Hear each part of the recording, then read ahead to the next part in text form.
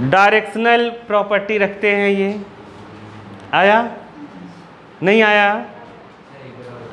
तो गैप जो है, अगर ये गैप, ध्यान से सुनो, ये गैप बहुत बड़ा हो गया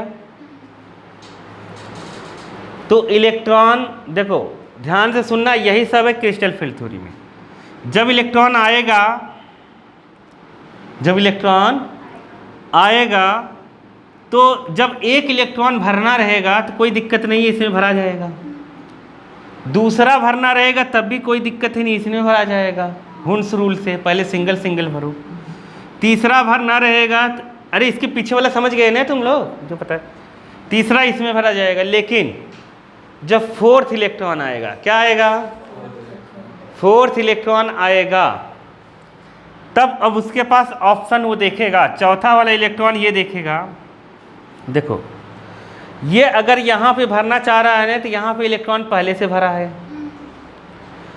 ये कहेगा अगर तुझे मेरे पास आना है तो तेरे पास कुछ एनर्जी होनी चाहिए मुझे टक्कर देने के लिए, तभी तू मेरे साथ यहाँ खड़ा हो सकता है, क्योंकि ये माइनस है, ये माइनस है, आने नहीं देगा। तो यहाँ आने के लिए भी इसको एनर्जी चाहिए, और इस इलेक्ट्रॉन को यहाँ जाने के लिए इस एनर्जी, इस बैरियर को पार करना पड़ेगा। अब ये देखेगा कि मुझे किस में पहुँचने के लिए कम एनर्जी चाहिए। क्या चाहिए? अगर ये गैप बहुत ज़्यादा है, ये एनर्जी गैप क्या है? बहुत ज़्यादा है। नहीं समझ पाए? तो ये एनर्जी गैप अगर बहुत ज़्यादा है तब ये यहीं पेयरिंग करेगा, क्योंकि कम एनर्जी में। नहीं आया समझ में? अगर ये एनर्जी गैप बहुत कम है तो यहाँ इसे जाने में एनर्जी लगता है तो ये यहाँ चला जाएगा। तो ये गैप पर डिपेंड कर रहा है, मतलब इलेक्ट्रॉन कहाँ जाएगा? एनर्जी गैप पे। नहीं आया समझ में? तो ये एनर्जी गैप किस पे डिपेंड कर रहा है? ये डिपेंड कर रहा है इस लिगेंड्स पर। किस पर? लिगेंड्स पर। इस लिगेंड्स की फील्ड कितनी है, इसकी फील्ड कितनी है, इन दोनों को ऐसे फील्ड पे डिपेंड करता है, लेकिन हम कहते हैं कि लिगेंड की फील्ड पे डिपेंड कर रहा है। अगर लिगेंड बहुत ज़्यादा स्ट्रॉन्ग है, क्या है? स्ट्रॉन्ग लिगेंड है, बहुत ज़्यादा फील्ड शो करता है, तो ये गैप बहुत बड़ा हो जाता है। गैप क्या हो जाता है? बहुत बड़ा गैप हो जाएगा अगर स्ट्रॉन्ग लिगेंड्स रहेगा। तो तब गैप बड़ा होने की वजह से चौथा इलेक्ट्रॉन कहाँ भरा जाएगा? यहाँ। अरे नहीं आया क्या? तो जब चौथा भरा गया तो पाँचवा छठा भी यहीं भरा जाएगा। नहीं आया? फिर उसके बाद इधर भरेंगे हम। नहीं आया? नहीं आया? आ गया न? तो जिसमें, जब ध्यान से सुनना क्या बताने वाला हूँ, जिसमें D2sp3 बन रहा होगा, क्या? D2sp3 जो हम पीछे पढ़ चुके थे VBT वाले में, उसका मतलब ये है कि यहाँ पर स्ट्रॉन्ग फील्ड लिगेंड लगा होगा। क्या होगा? गैप बहुत बड़ा होगा, जो तीनों भरा गया यहाँ डब लिया गया होगा। नहीं आया? और ये 2D खाली ही रह गया होगा, तो ये D2 हो गया था, और sp3 आगे वाला ले लिया था VBT में जो हम लोग पढ़े थे। नहीं आया? तो वो यहाँ से आया होगा कि स्ट्रॉन्ग फील्ड है कि वीक फील्ड लिगेंड लगा है, उस हिसाब से हम इसको बताएंगे। आया कि नहीं? अगर वीक फील्ड लिगेंड रहेगा तो ये यहाँ डबल नहीं होगा, कहाँ चला जाएगा? ऊपर। आया? स्ट्रॉन्ग फील्ड लिगेंड होगा तो यहीं डबल हो जाएगा, तो ये डायमैग्नेटिक हो जाएगा। क्या हो जाएगा? नहीं आया? नहीं आया? आ गया? आ गया ने? वो तुम्हें अब नहीं आएगा, वो बहुत पहले से बता रहा हूँ मैं, समझिए? आ गया समझ में? अब मैं NCERT पढ़ता हूँ और तुम्हें दिखाता हूँ क्या लिखा है उसमें। ठीक है? NCERT के हिसाब से ही अपने को पूरा आंसर नहीं देना है, सुन लो। अपने को केवल 1-1 मार्क्स 2-2 मार्क्स का आएगा, 1-1 मार्क्स का जो पूछा जाएगा वही लिखेंगे। ठीक है? ऐसा रहेगा। तो क्रिस्टल फील्ड थ्योरी किस पर बेस्ड है?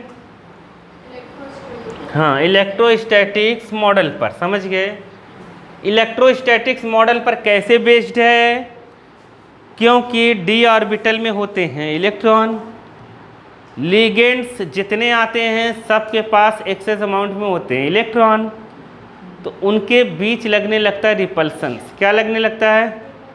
जिसकी वजह से जो डी ऑर्बिटल होता है, 5 डी ऑर्बिटल्स, वो स्प्लिट हो जाते हैं। क्या हो जाते हैं?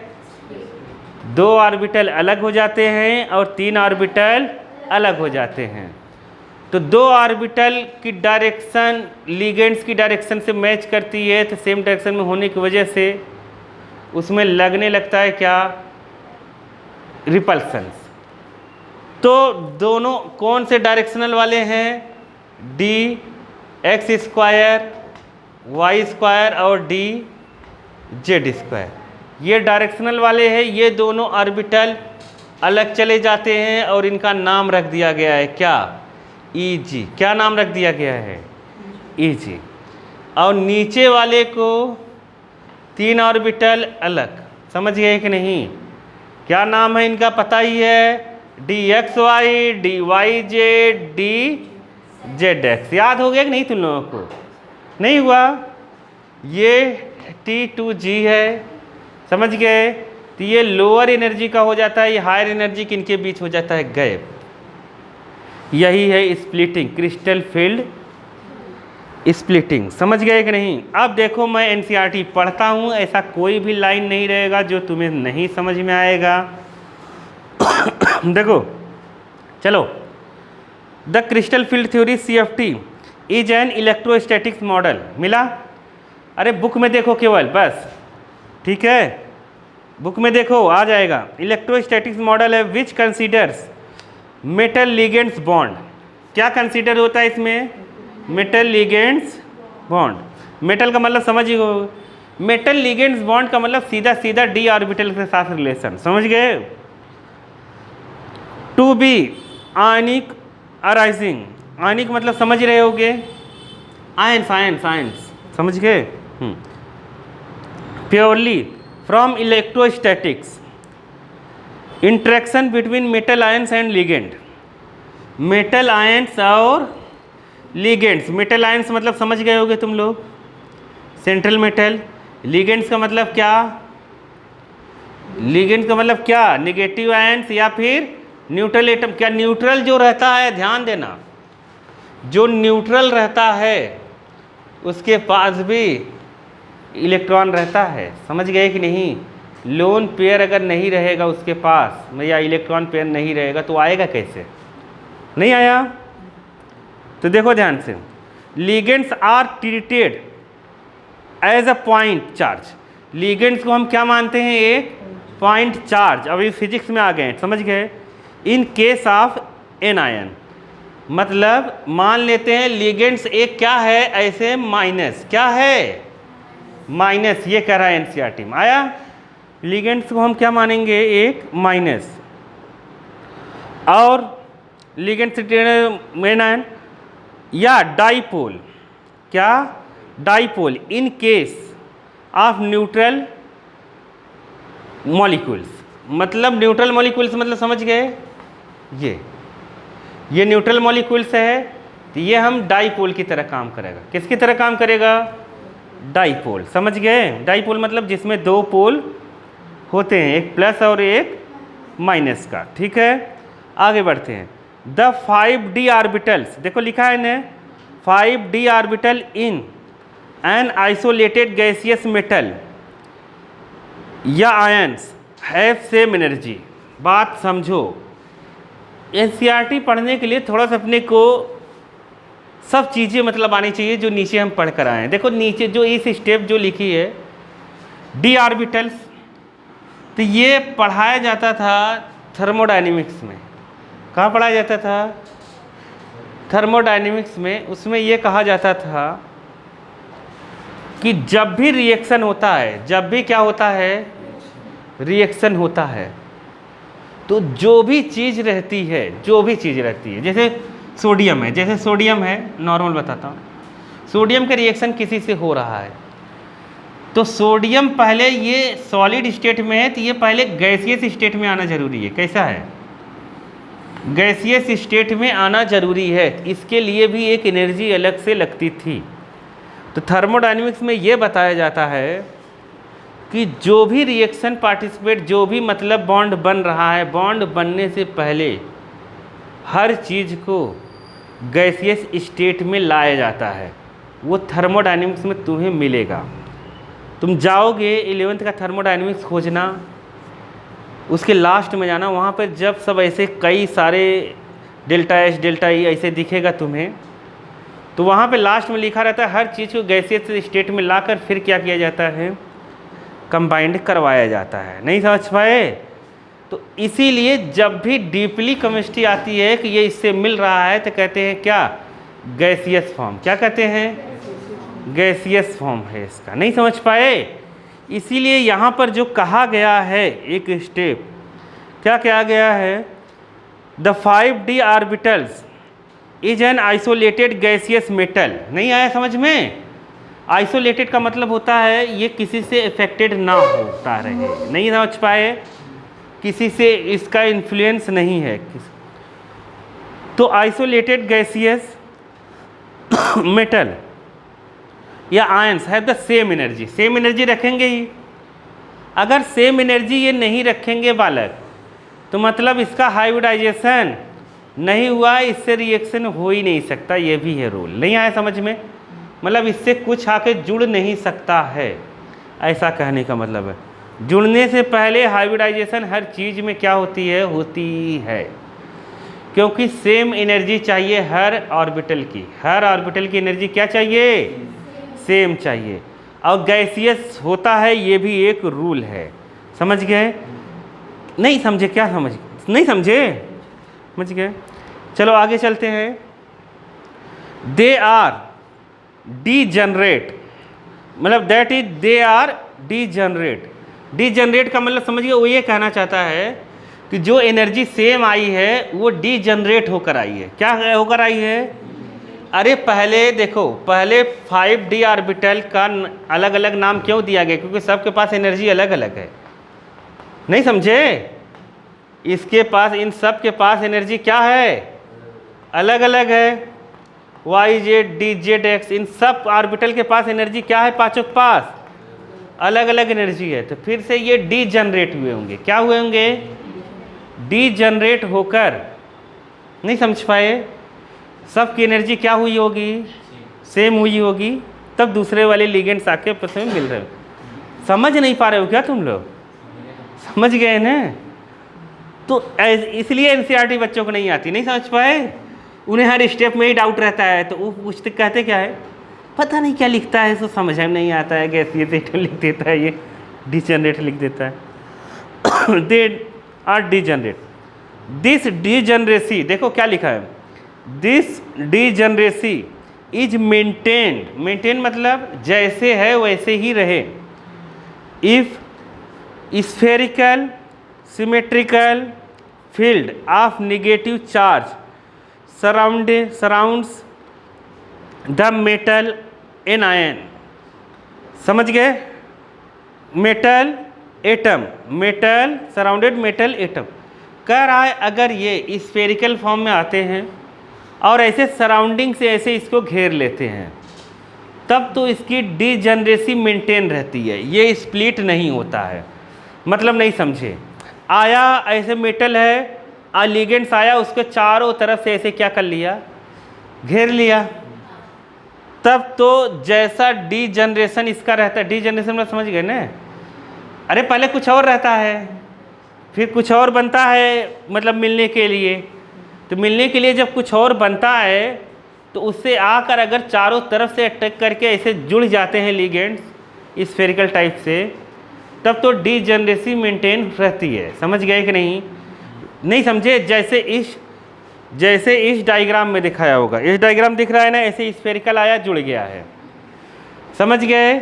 यहाँ पर मेंटेन है। नहीं आया समझ में?